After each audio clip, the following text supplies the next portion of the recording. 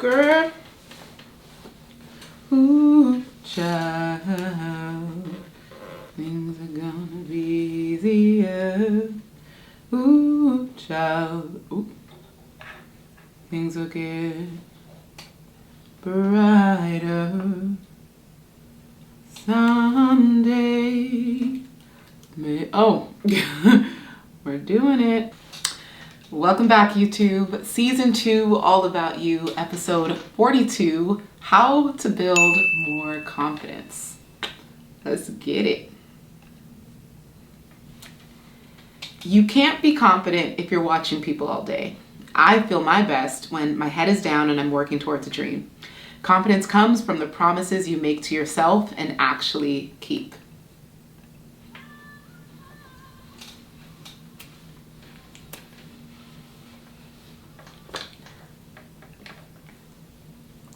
Hello and welcome. Sorry, I forgot to stop it. Hello and welcome to The Glow Show, Season 2, All About You, where I help you navigate a new area of life, business, or social media. As an empath who has dedicated her platform to education and service, I'm honestly learning as I go, but sharing my lessons along the way. If you like a question answered live, affiliate... What's wrong? What's wrong with me?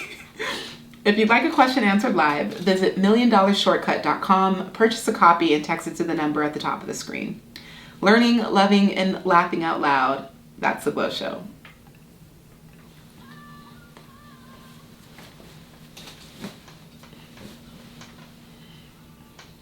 Oh, y'all, oh my goodness. Happy Monday, depending on when you listen, depending on when I upload.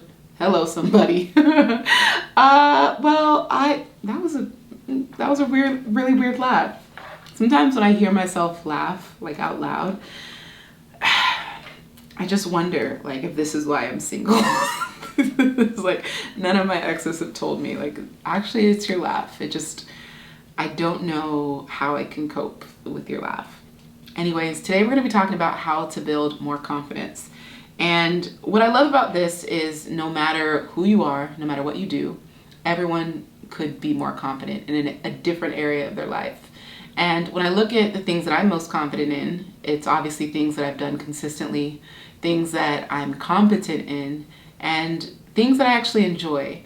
So hopefully by the end of this episode, I'll give you some tangible tools and practices and things that you can try to develop more confidence in different areas of your life, whether that's starting that YouTube channel and finally talking on camera, or playing the piano and allowing yourself to play in front of people. Like, I love that our brains are wired to learn, and the more skills we develop, the more fun we have.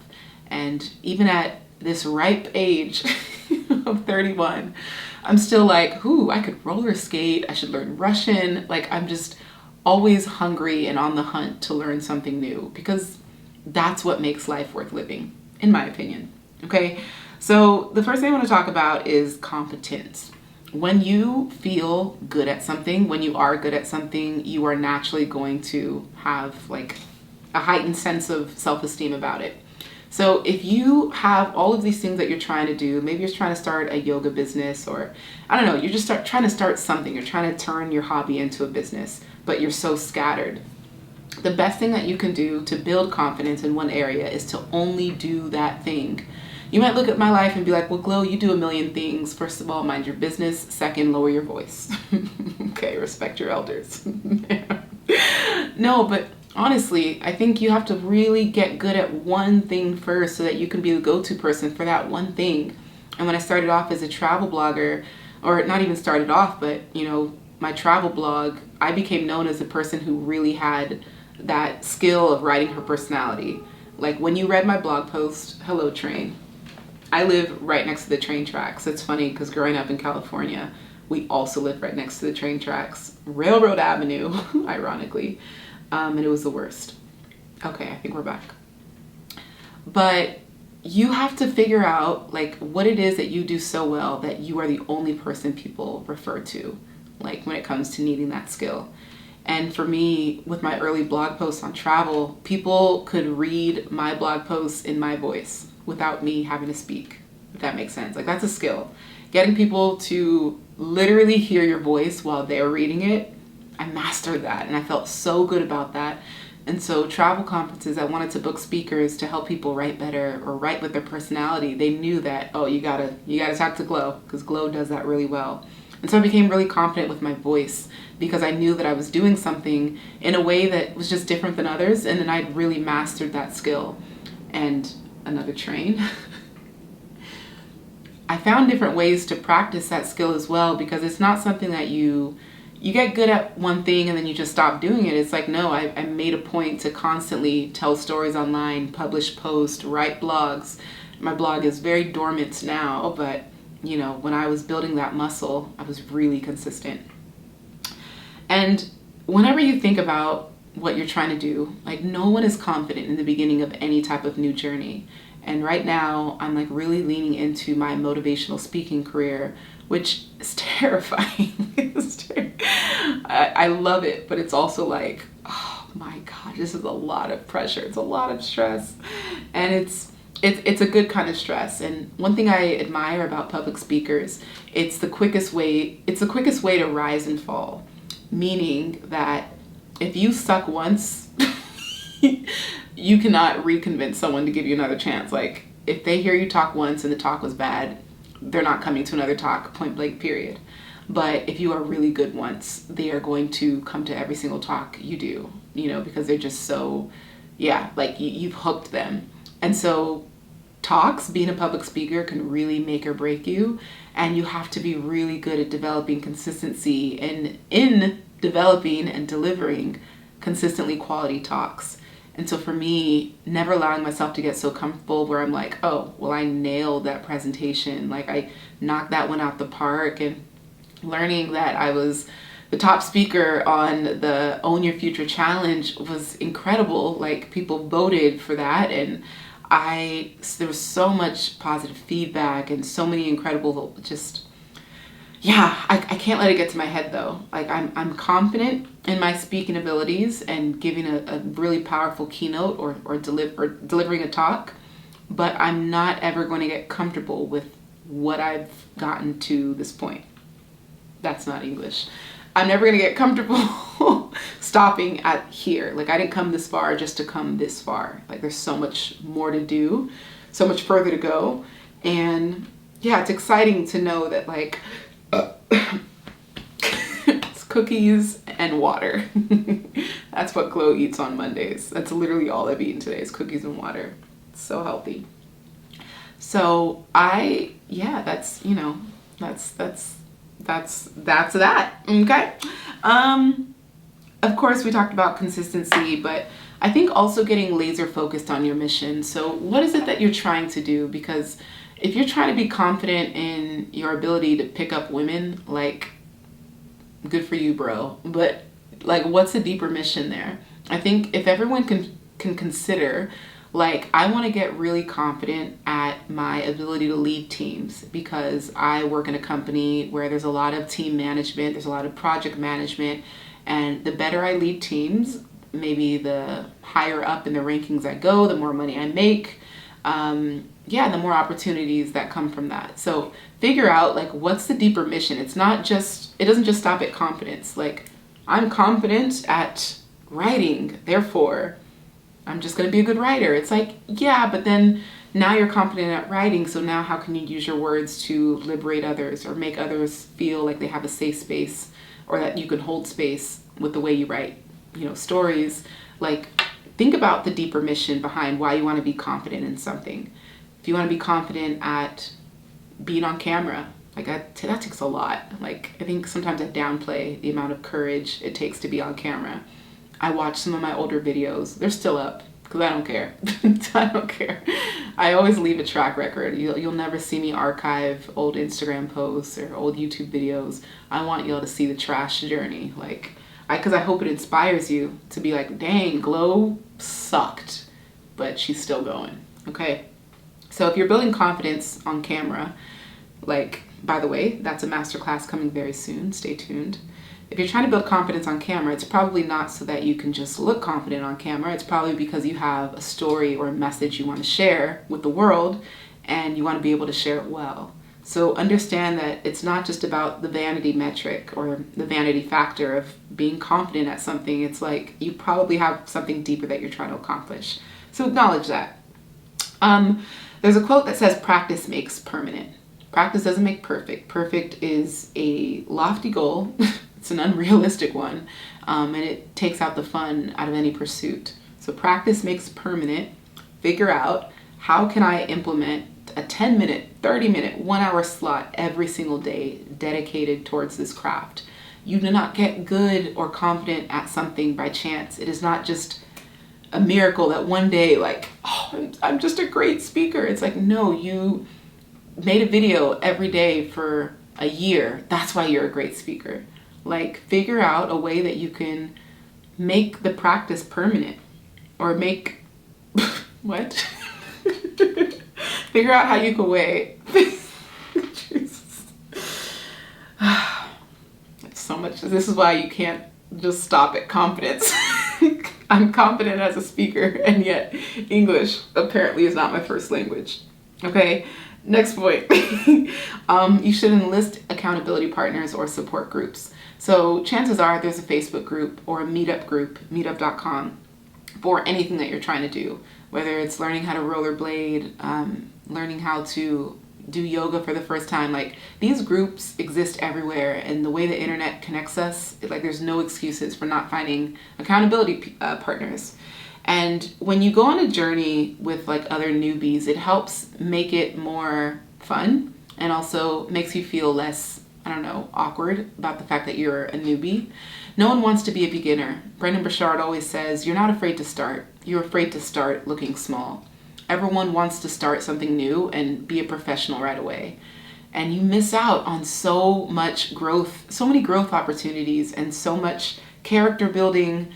There's so much that you need to build and develop on the way. And it's like, when you miss that and you get everything you want handed to you by the next day, it's like, yeah, you almost don't even build the discipline needed to continue developing the confidence and the skill.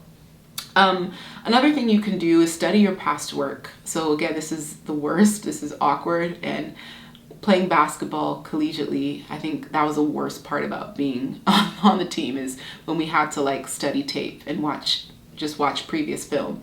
Because you would see yourself on TV, on camera, and just like, oh, okay, you didn't box that person out.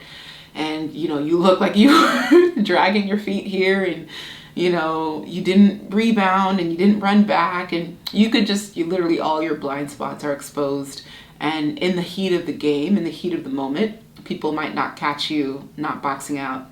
But on tape, everyone sees that your person, like, the reason they got the rebound and they put the shot back up is because you didn't box out your person who went for their own follow-up. And it's just, it really exposes you.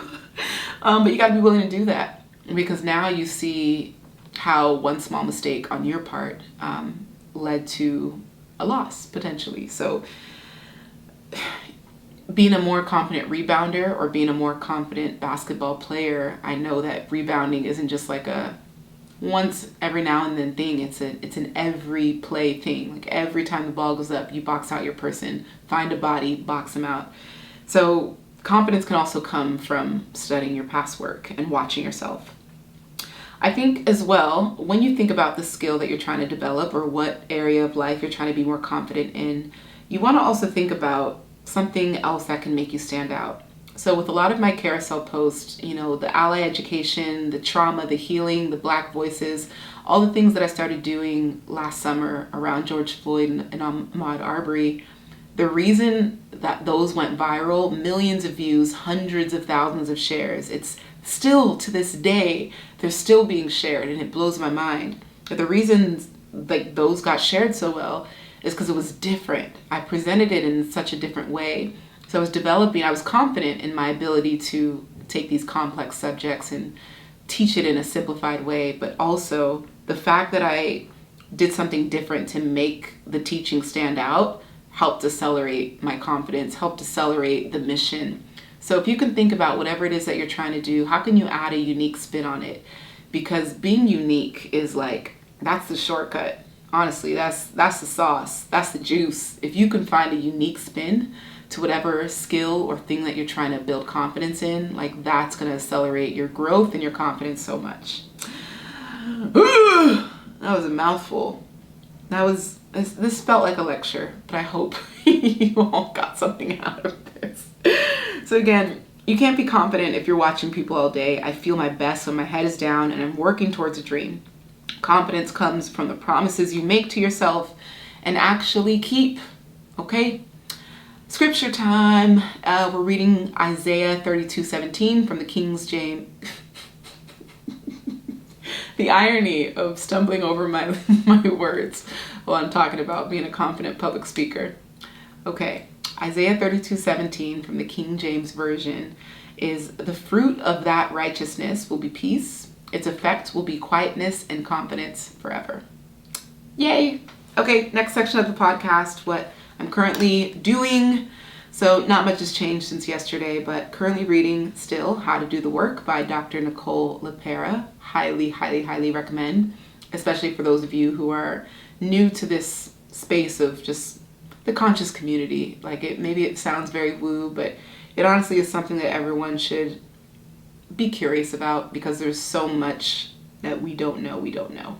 So I just appreciate this book and the journey it's taken me on right now. What I'm currently thinking is that my discipline sucks sometimes. I look at, it's now 6 p.m. I've been up for about 12 hours and I pretty much worked all day with maybe the exception of 2 hours. So it was a solid 10-hour work day. But in these 10 hours, I did things that I should have done in the last month, the last 8 weeks. And I'm just like, Glow, why is it like, and here's the thing, it's because I'm on a flight tomorrow. And so it's the last day that I had the opportunity to do these things, because sometimes the way that my travel brain, or the way that my brain works when I'm traveling, it just shuts off. Like, it just is like, no, why would you work when there's a beach? And so my brain does just, it's not wired to work while I'm on vacation. Even though this vacation is a writing retreat, it's really hard for me to get anything done when I'm traveling. So yeah, my discipline sucks and I hate that, but I'm human. So working on my 3Ds constantly, dedication, discipline, and deadlines. That's the key to success. What I'm currently buying, a red velvet cookie cake. So I bought it actually already, and that's again what I ate today. And remember on yesterday's podcast, I talked about how someone had a birthday and I got them a photo cake. You can't scroll all of these websites looking for photo cakes and not be like seduced into buying something for yourself. So next thing you know, I found myself ordering a red velvet cookie cake. It is effing huge. It's the size of a pizza. I didn't know it was this big. I have this like sugar headache that I know is coming, and I'm just like, Glow, I took like one bite and I'm just like, I'm already full. So I gotta figure out what to do with it. Give it away to someone or just eat it, take it with me, pack it in my suitcase. Oh no. Okay, what I'm currently learning is the idea of something is always better than the reality of it. I'll say that again because I think that this should be a whole episode. The idea of something is always better than the reality of it. The idea of owning your own home. The idea of, I don't know, starting a business, opening up a shop. We have all of these goals and ideas, and then you reach it and then you're like, that's it? The idea of being a millionaire is so much better than being a millionaire. Like, the idea of feeling like you're successful is so much better than reaching the success and feeling all of the growing pains.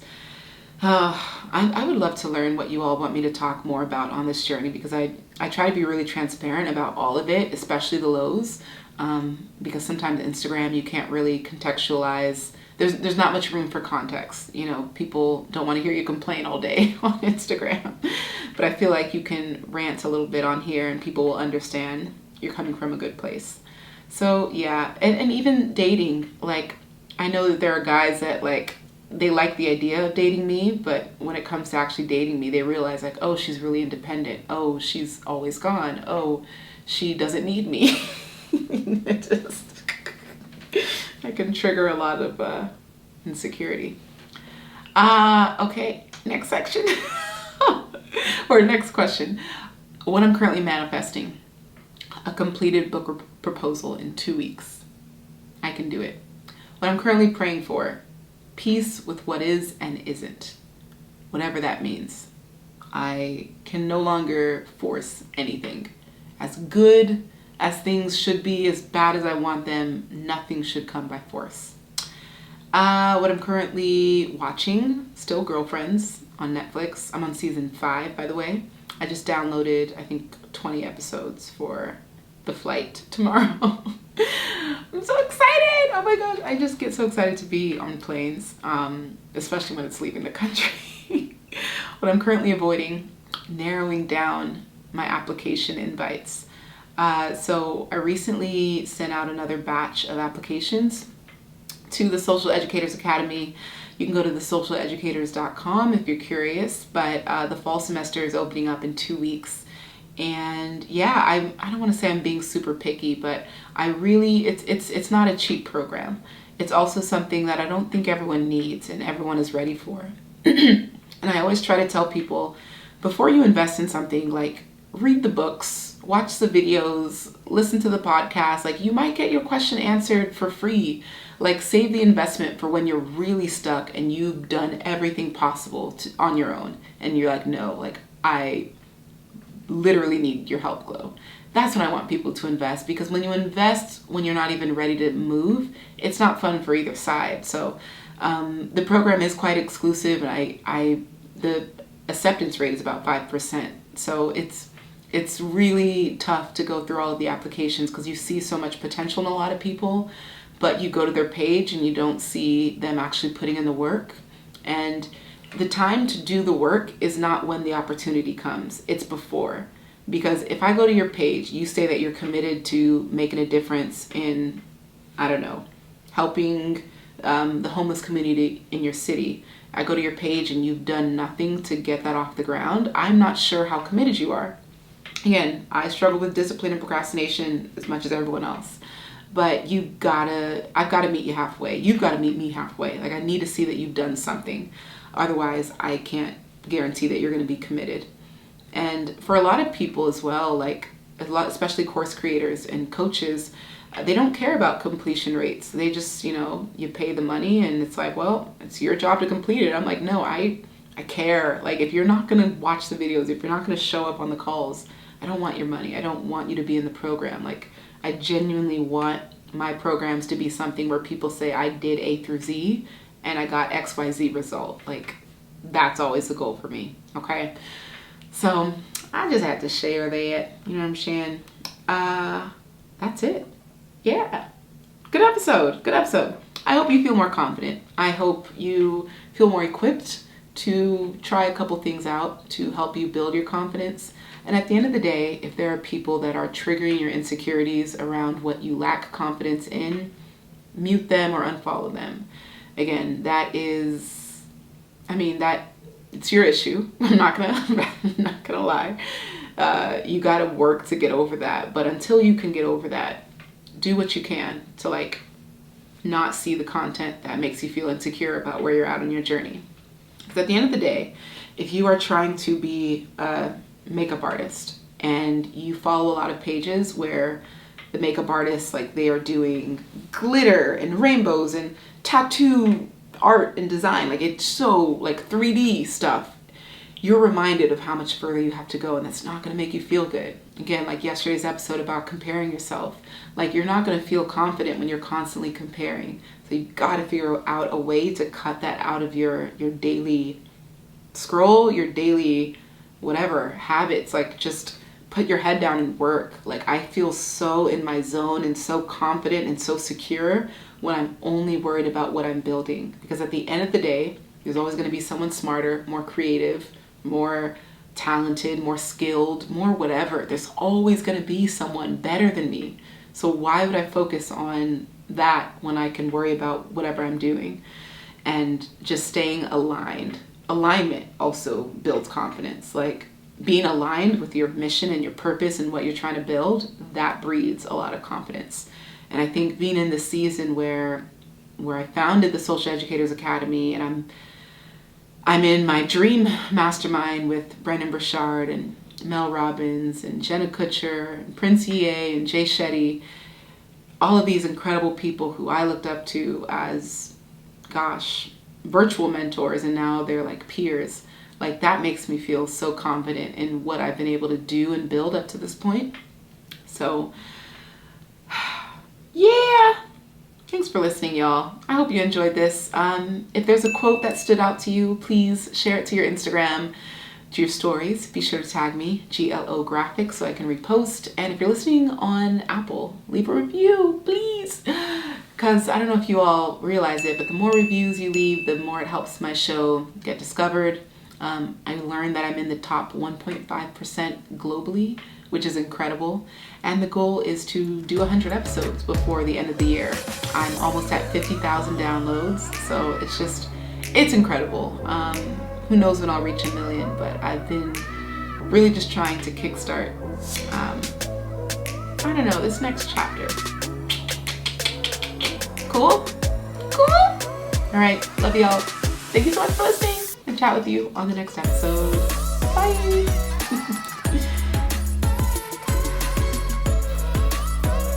Bye, YouTube. Thanks for listening.